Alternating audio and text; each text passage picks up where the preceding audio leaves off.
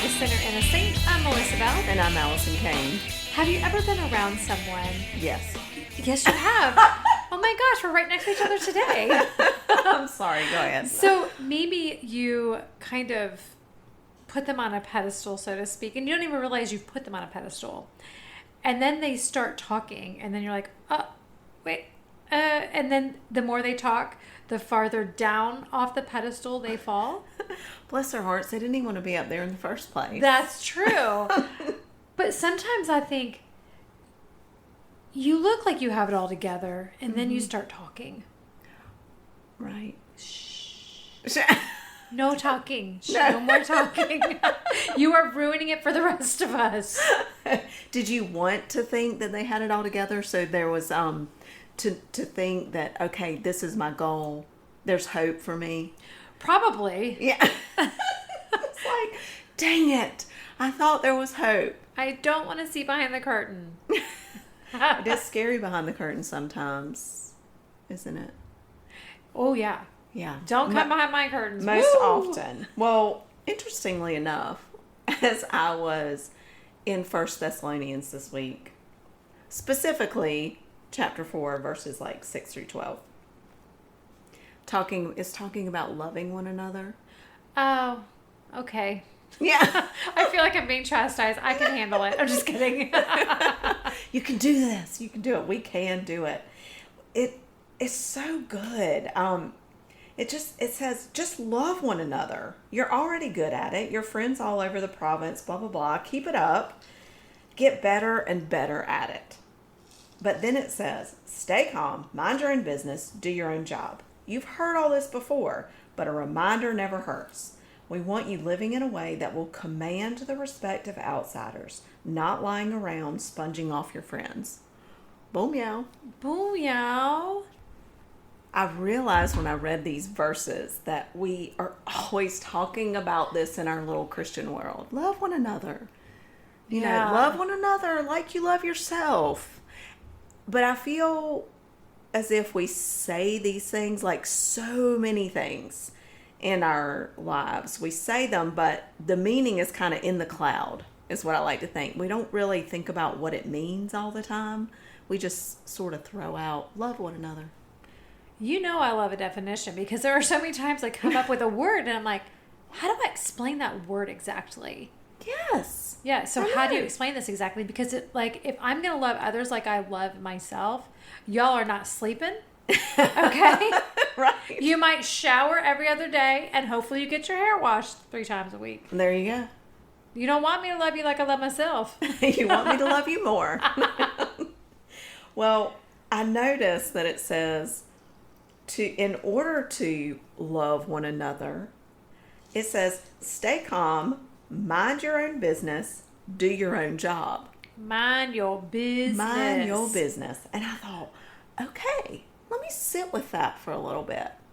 And let's think about how those 3 things, those 3 little instructions, to-dos, help us love one another better. And I actually had a lot of fun with it. I can only imagine. My little brain and my rabbit holes. Y'all know I do dearly love a rabbit hole. All right, so think about it. Stay calm. So staying calm, how does that help us love one another? Well, I don't get out of my car at the traffic light and respond to the way you were honking your horn at me. You don't keep my hands to myself. You don't tell them you're number 1 with the wrong finger. So I thought, if we stay calm, instead of responding in anger, we use self-control. Yes. Through the Spirit. When we stay calm, instead of freaking out, we breathe in God's peace. Yes. In the moment, right?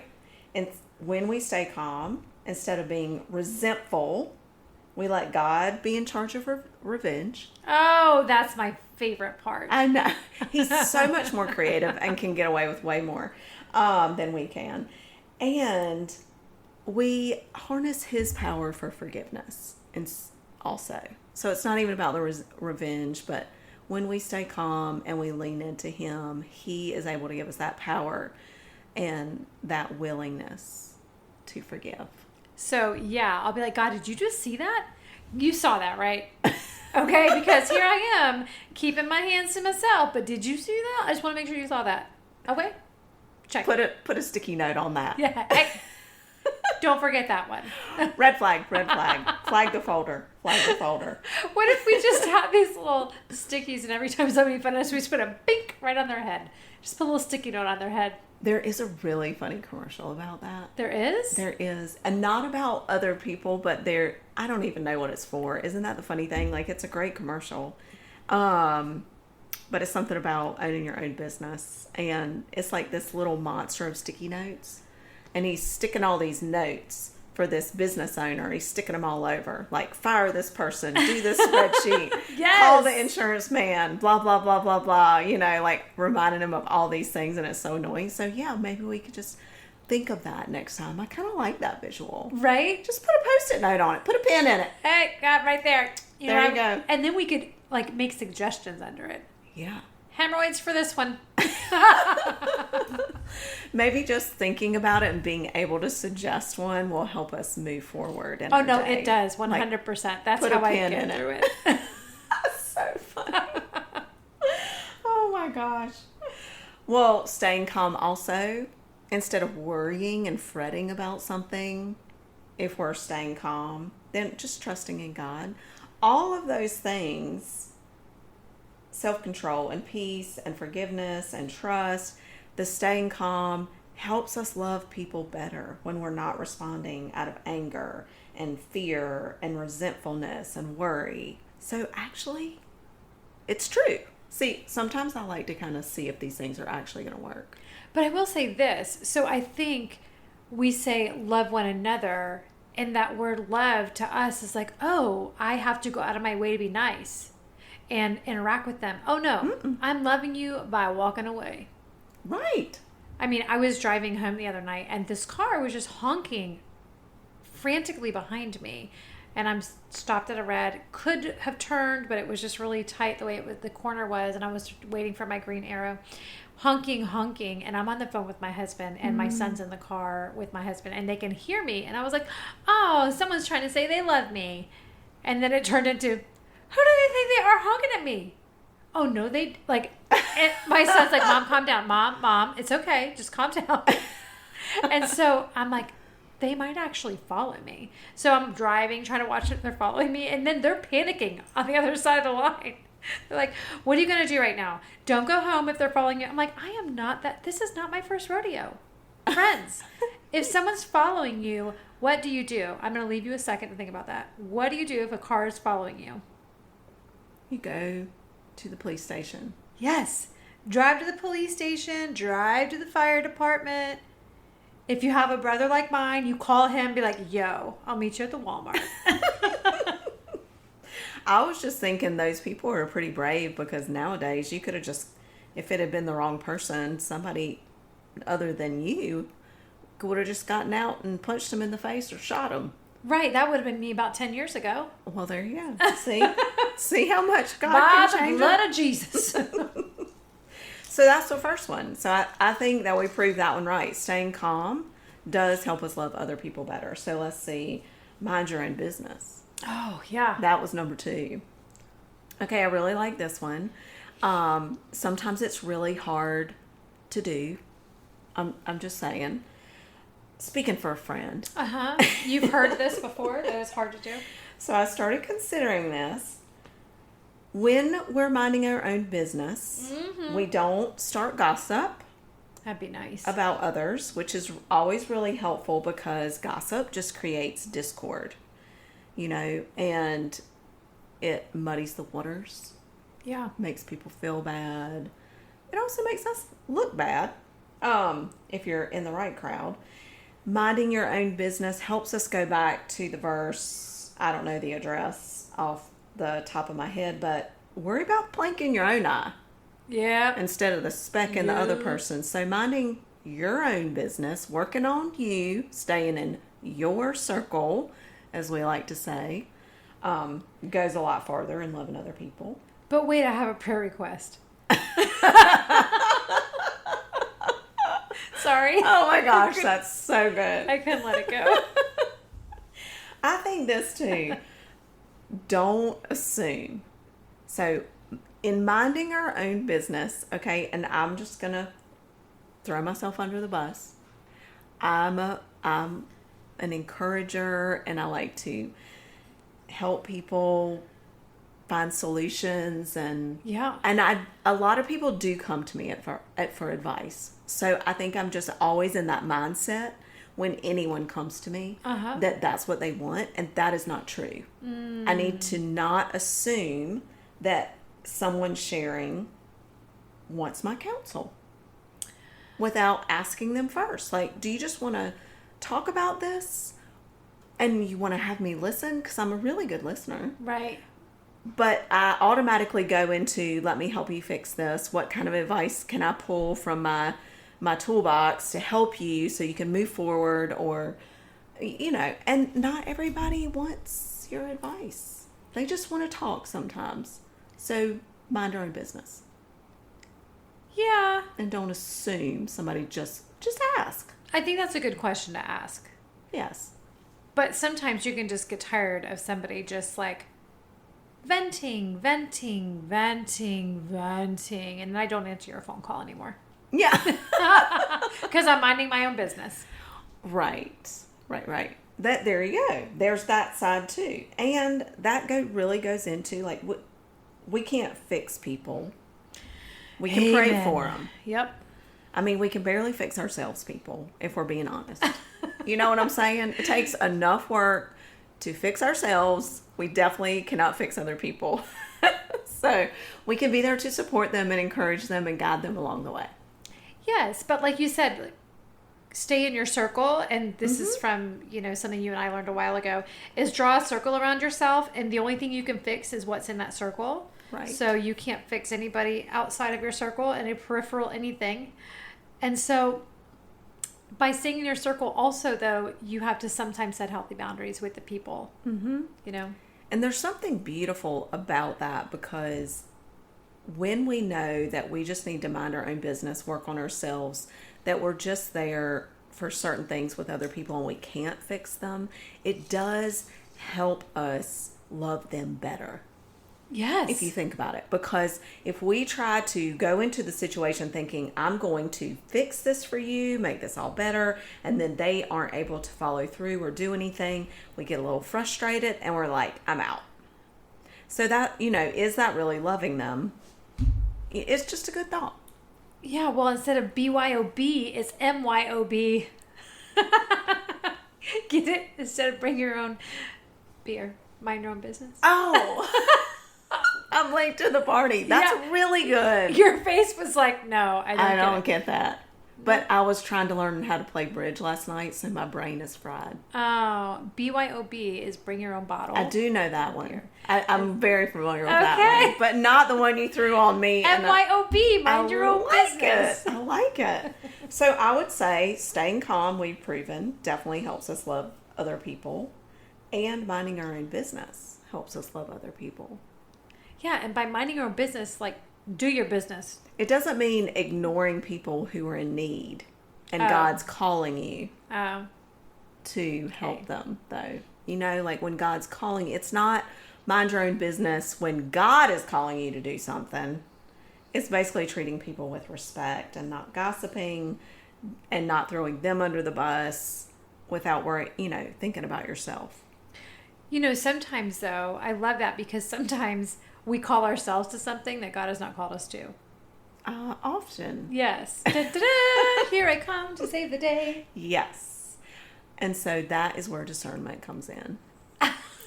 So I'm going to have to say this, and you might have to delete me afterwards. Oh my gosh, here we go.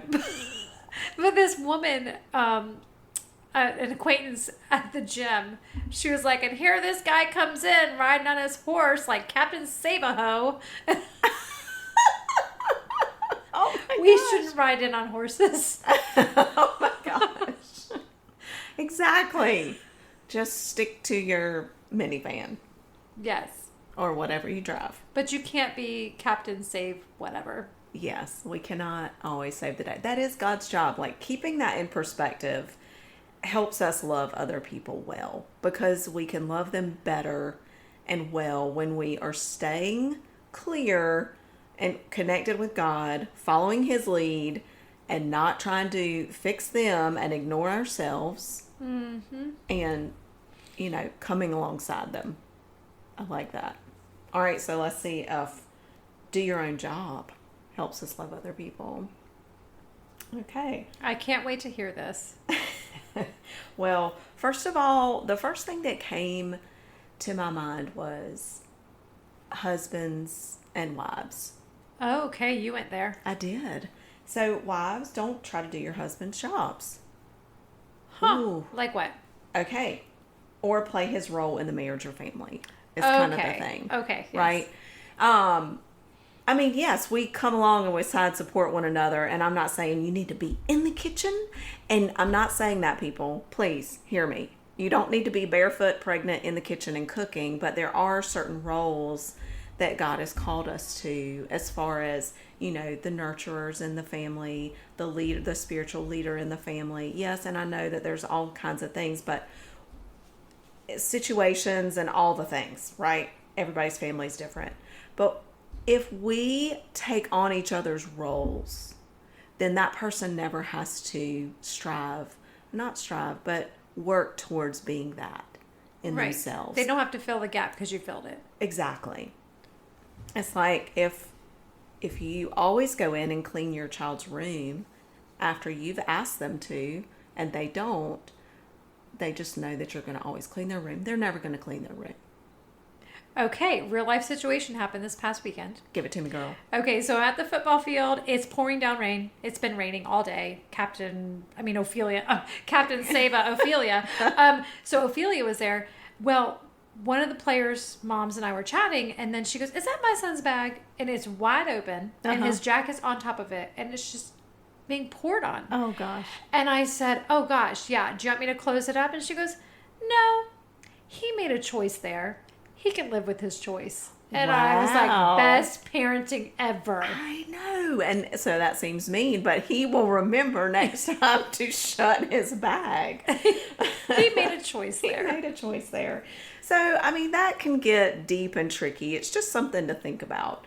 When we step into other people's roles, we aren't really made to fill certain roles. Yes, there are times when we all have to help one another, but just something to consider. On a less deep or trickier, stickier note. I'm not even getting into that. I know. Stick with we won't you. even. Go for it. I'm not even going down that little road. I'm sure it's flaring up some feathers in some people that are listening. But stick to what God has called you to do. That requires you to know what God has called you to do, which requires you to sit with God, quiet time. There's the circle. Okay, That's I'm right. done. That's right. This leaves room again for other people to do what God has called them to do. And we may not know that, and they may feel an insecurity. They may feel that God is leading them in this direction, but it would be their first time of stepping out and trusting Him. But we're just like In the way. Exactly. And then we think in our little prideful, well, just nobody else is going to do this. Nobody else is. I guess it's me again. Well, and just like you said, I remember someone saying, if God's calling you to step out of something, but you're sitting there thinking, what are they going to do without me? God already thought of that. He's already, 100%. someone's waiting to fill that spot. And like you said, it's probably a bold move on their part. Mm-hmm. And we always want to honor that. I mean, God's got that. And so all these things, the staying calm, the minding your own business, the do your own job, I love that so much. And it brings us back to what it continues to say in verse 12, that living in this way will command the respect of outsiders. And so who are the outsiders? Well, they're the ones that don't know Jesus, that are sensing in us, hopefully, wow, something's different about them. There's a peace there. There's a calm. There's a sense of self-control. Wow, what is that? I don't even understand. She didn't even talk about that person after she made that rude comment. Like, Right. Who knows what people notice? And so I guess we want to ask today, like, what does your life look like this? In what areas does it look like this? And what areas doesn't it? And how might living this way and changing some aspects and considering these things strengthen how we all shine the light of Jesus in this world when we're out and about without any words. These are only actions. And sometimes it's not even an action, it's a non-action. On my part, it's a non-action a lot. It's just considering those things.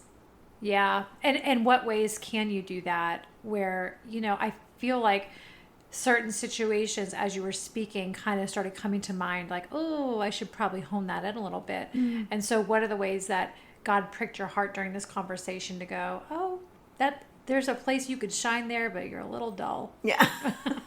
Gosh, it does. So in the beginning, around verses 6 and 7, it says, God hasn't invited us into a disorderly, grungy life, but into something holy and beautiful, as beautiful on the inside as the outside. If you disregard this advice, you're not offending your neighbors, you're rejecting God, who is making you a gift of his Holy Spirit. And I just think that's so beautiful. The gift of his Holy Spirit. I do love that. So it says, just love one another. There's an exclamation point there in the Message translation. I think another reason why I love the Message. They use exclamation points. Points. If you've ever gotten a text from me, I'm definitely an overuser of the exclamation point. I am too. That's why we like each other so much. Exactly. And if you're offended by exclamation points, we're probably not friends. Yeah, we're not your people. But Yeah. that's okay. We hope you'll like us anyway. Yeah, we live kind of big. Yeah. Sometimes loud. Sometimes a strange combination of both. Hey, MYOB, baby. There you go. Thanks for joining us this week on The Center and the Same.